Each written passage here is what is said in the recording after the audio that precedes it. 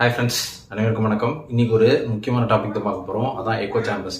நீங்கள் இந்த எலெக்ஷனுக்கு முன்னாடியும் சரி, எலெக்ஷன் அன்னைக்கும் சரி, எலெக்ஷனுக்கு அப்புறம் சரி, ஒரு சோஷியல் மீடியாவில் ஒரு ஃபார்மேட் பார்த்துருப்பீங்க.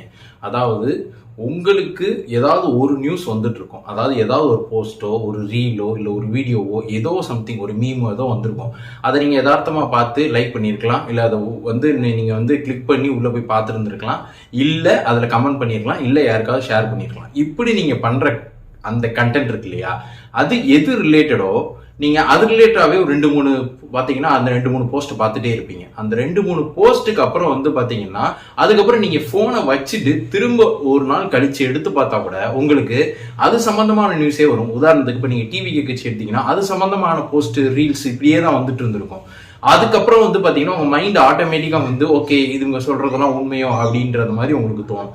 இப்ப எலெக்ஷன் அன்னைக்கும் சரி, எலெக்ஷனுக்கு அப்புறம் டோட்டலா அது டிஃபரெண்ட் ஆகி அதே எக்கோ சேம்பர்னு சொல்லக்கூடிய ஒரு குறிப்பிட்ட ஒரு பபிள்னு சொல்லுவாங்க, அந்த நெட்வொர்க்குள்ள தான் நீங்க இருப்பீங்க. எக்கோ சேம்பர்லாம் ஒண்ணும் இல்லைங்க. ஒரு சிம்பிளா சொல்லணும்னா, நீங்க ஒரு விஷயத்த ஆர்வமா பாக்குறீங்க அப்படின்னா, உதாரணத்துக்கு டிஎம்கே பத்தி பாக்குறீங்கன்னா அது ரிலேட்டடான போஸ்டே உங்களுக்கு திரும்ப திரும்ப திரும்ப வந்துட்டு இருக்கும். ஆட்டோமேட்டிக்கா உங்களே நீங்க அந்த எக்கோ சேம்பர் நெட்வொர்க்குள்ள போயிடுவீங்க.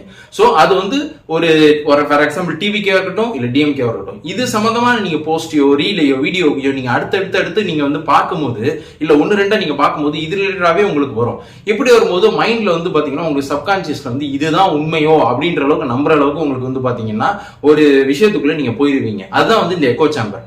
ஏதாவது ஒரு போஸ்ட் எடுத்துக்கங்க, நீங்க ஜெனரல் நாலேஜோ, இல்ல டிவிஏ கட்சியோ, இல்ல டிஎம்கே கட்சியோ, ஏதோ ஒண்ணு அது ரிலேட்டடான போஸ்ட் பார்க்கும்போது அடுத்தடுத்து உங்களுக்கு அதுவே வருது. ஸோ ஆட்டோமேட்டிக்கா உங்க மைண்ட் என்ன சொல்லுது, அதுதான் உண்மைன்னு சொல்லுது. நீங்க உதாரணத்துக்கு அதை தாண்டி ஏதாவது ஒரு போஸ்ட் நடுவுல டிவி கேக்கு சப்போர்ட் பண்ற மாதிரி வரும், அதுலயும் போய் பாருங்க. அது ரிலேட்டா 2-3 போஸ்ட் அடுத்தடுத்து உங்களுக்கு வந்துட்டு இருக்கும். எதை நீங்க அதிகமா பாக்குறீங்களோ அதுதான் பாத்தீங்கன்னா உங்களுக்கு எக்கோ சேம்பர் நெட்வொர்க்குள்ள அதிகமா வரும். நீங்க அதுக்குள்ளேயே மட்டும் மூழ்கி இருக்காம அதை தாண்டி மத்த அதுக்கு ஆப்போசிட்டா இருக்கிறவங்களும் என்ன சொல்றாங்கன்றத கூர்ந்து கவனிக்கணும். நீங்க உண்மை என்ன அப்படின்னு தெரிஞ்சுக்கணும்ன்றக்காக நீங்க அதுக்குள்ளேயும் போய் நீங்க பார்க்கணும். 2 விதமான போஸ்டையும் நீங்க பார்க்கணும். அப்பதான் அதுல மொக்கே யாராவது பேசியிருந்தா கூட, ஒரு அறிவே இல்லாம பேசியிருந்தா கூட, அதுல ஏதாவது ஒரு கண்டென்ட், ஏதாவது ஒரு விஷயம் உங்களுக்கு தெரியாம கூட இருந்திருக்கலாம். அது உங்களுக்கு பாத்தீங்கன்னா உங்களுக்கு உங்க கவனத்துக்கு வரலாம். சோ நீங்க 2 பக்கமே பார்க்கணும். அதுல எது உண்மை அப்படின்றது உங்க நாலேஜுக்கு கொண்டு உண்மை என்ன அப்படின்றது தெரியும். சோ எதுக்குமே நீங்க ஃபால்ஸ் நெரேட்டிவ்க்குள்ள போயிடாதீங்க. யார் என்ன சொன்னாலும் நீங்க இன்டர்மீடியட்டா இருந்து எது நல்லது, எது கெட்டது, எது உண்மை, எது பொய்ன்றது நீங்க ஐடென்டிஃபை பண்ணணும். இல்லைன்னா நீங்களும் உங்களை அந்த நெட்வொர்க்ல போய் விழுந்துருவீங்க. இப்ப நிறைய இன்ஃபுளுசர்ஸ் பாத்தீங்கன்னா ஏன் அந்த கட்சியை சப்போர்ட் பண்ணோம், நான் அப்படி பண்ணவே இல்லை அப்படின்ற மாதிரி அப்ரூவர் ஆகிற மாதிரியோ, இல்ல ஒரு டிஸ்க்ளைமர் மாதிரி போட ஆரம்பிச்சிட்டாங்க. அது ஏன், எதனால அப்படி பண்றாங்க அப்படின்றதே தெரியல. பட் அதுக்கு பின்னாடி ஏதோ ஒரு விஷயம் இருக்கு.